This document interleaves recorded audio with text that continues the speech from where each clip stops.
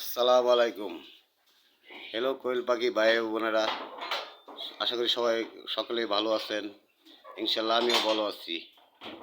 আপনাদের দোয়ায় আপনাদের দোয়ায় আমিও ভালো আছি। চলেন আজকে আমি দেখাবো আমাদের কোয়েল পাখির বীজ ডিম। এখানে আমার কোয়েল পাখির বীজ ডিম আছে, চাইলে আপনারা এই বীজ ডিম নিতে পারেন আমার কাছ থেকে।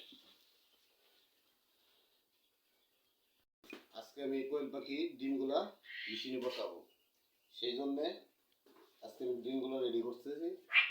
আমার ইনকিউবেটর মেশিনে বসাবো ডিমগুলো।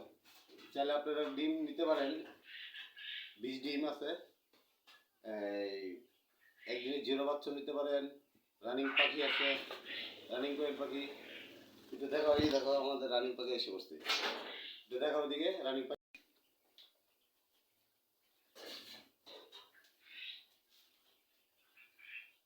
কতগুলো, কত সুন্দর, কি সুন্দর মাশাআল্লাহ। এই পাখি আমাদের সামনে আছে কিছু ফার্ম, ওই ফার্মটা দেখায় নিয়ে আসো ওখান থেকে তুললে।